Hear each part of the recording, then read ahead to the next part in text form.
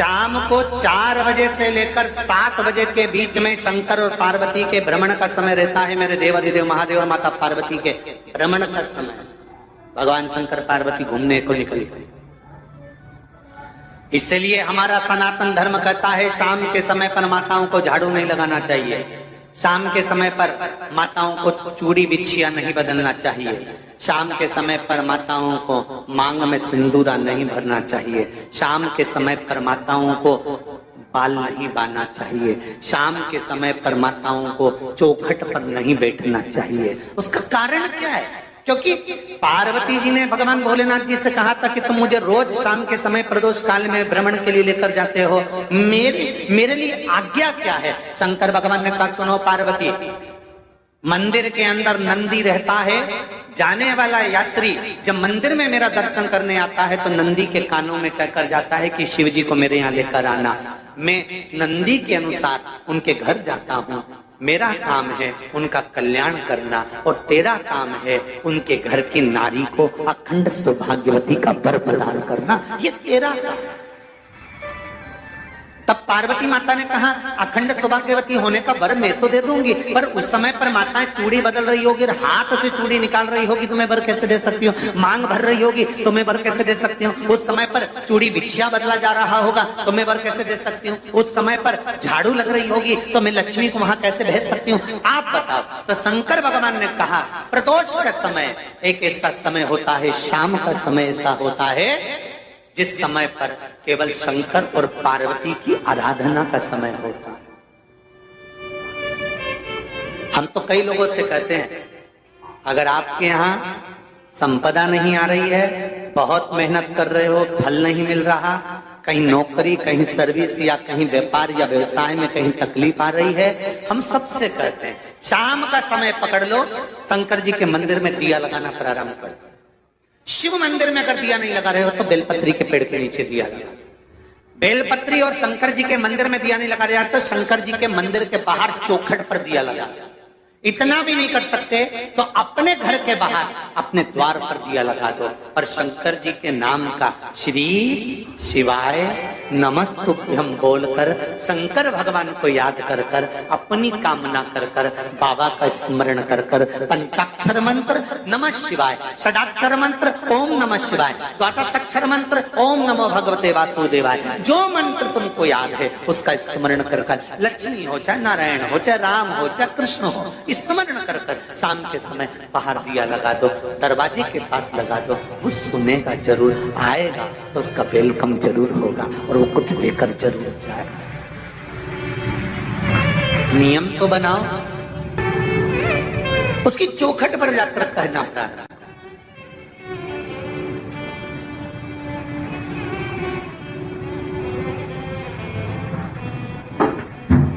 बृहस्पति महाराज ने कहा कि शाम का समय जो प्रदोष का समय होता है उस समय पर इंद्रदेव तुम शंकर जी की आराधना करो।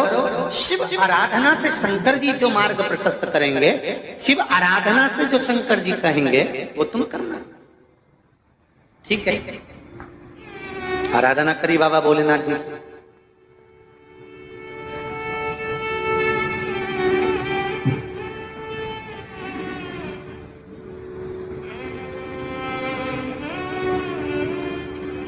मालूम नहीं था इंद्रदेव को। बृहस्पति महाराज ने प्रदोष की महत्वता समझाई तो प्रदोष का समय जानकर शंकर जी पर 7 बेलपत्र प्रदोष के दिन इंद्र ने समर्पित कर दी बिना सोचे। कितनी बेलपत्र? 7। प्रदोष का व्रत करो चाहे ना करो, मंदिर में चढ़ी हुई बेलपत्र को उठा लो,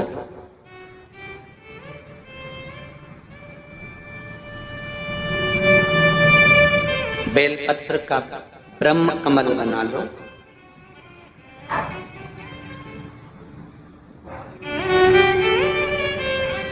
ब्रह्म कमल का मतलब होता है डंडी बीच में रहे, आसपास पत्तियां रहे। 7 पत्ती का ब्रह्म कमल बनाकर, जैसे ये पत्तियां हैं एक जैसी रखी हुई हैं तो इसको फैला लिया 7 पत्ती को, आपस में फैलाकर ब्रह्म कमल बना लें। प्रदोष का व्रत करें ना करें, जरूरी नहीं है कि वृक्ष से ही पत्ती लेकर आओगे तो ही शंकर जी को चढ़ाओगे। शिव जी पे से चढ़ी हुई उठाकर धोकर ब्रह्म कमल बनाकर बाबा से विनय कर कर, हे प्रभु आज मैं इस काम के लिए जा रहा हूं, बाबा मेरा यह कार्य है, बोलकर श्री शिवाय नमस्तुभ्यम बोलकर शिवलिंग पर समर्पित कर दो। दिन भर के प्रदोष व्रत का फल बाबा एक बेलपत्री समर्पित करने पर ही प्रदान कर देता है। शिव प्रदोष व्रत कर रहे हो उससे बढ़कर कोई प्रसन्नता नहीं, पर नहीं कर रहे तो प्रदोष के दिन या 12 महीने शिवरात्रि आती है।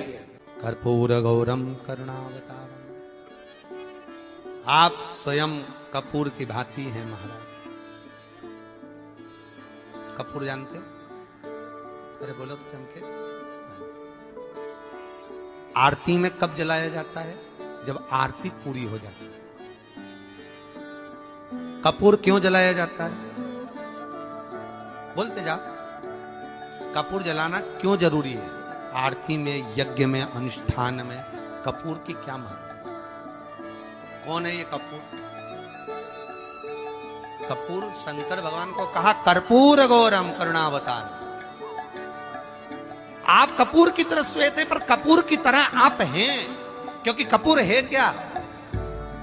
जब भगवान राम और कृष्ण ने यज्ञ किया, देवताओं ने आवृत्त यज्ञ किया। भगवान विष्णु जिस यज्ञ को करे,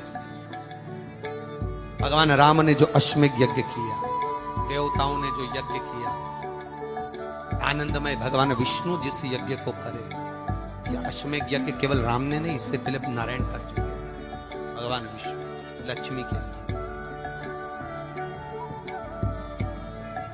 अश्वमेध यज्ञ का अश्व राम जी के समय पर तो लवकुश ने पकड़ा था, पर विष्णु भगवान के समय पर वो यज्ञ का घोड़ा सब दूर घूमता है।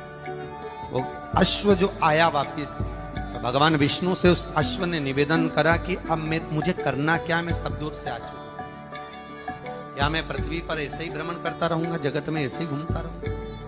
तब भगवान विष्णु ने भगवान शंकर से निवेदन करा कि इस अश्व का क्या करें। शंकर भगवान ने 33 कोटि देवताओं को विराजमान किया। शंकर अपने अंदर 33 कोटि देवताओं को बिठाकर, तब भगवान शंकर ने हाथ में गंगा का जल लेकर उस अश्व पर छोड़ा, तो उसको कपूर बना दिया। कपूर बनाकर उसको यज्ञ में समर्पित कर दिया।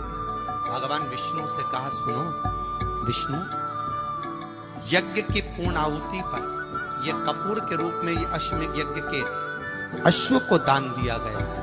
अर्थात पृथ्वी पर मनुष्य यदि अपने घर में आरती पूजन में कपूर को प्रज्वलित करेगा तो उसको 1000 अश्वमेध यज्ञ का फल उसी समय पर प्राप्त हो जाएगा। इसलिए हर आरती के पूजन के बाद कपूर का टुकड़ा जलाया। कपूर की बड़ी महत्वता है हमारी। यदि घर में क्लेश मचा हुआ है, बहुत अशांति है, बहुत ज्यादा क्लेश है, बहुत ज्यादा क्लेश, तो कपूर के 4 टुकड़े कर लीजिए और 4 टुकड़े कर कर चारों दिशा में घर में रख दीजिए। कितना भी झगड़ा चल रहा होगा, कितना भी क्लेश मचा होगा, शांति हो जाएगी, अपने आप शांति हो जाएगी। 5 या 7 मिनट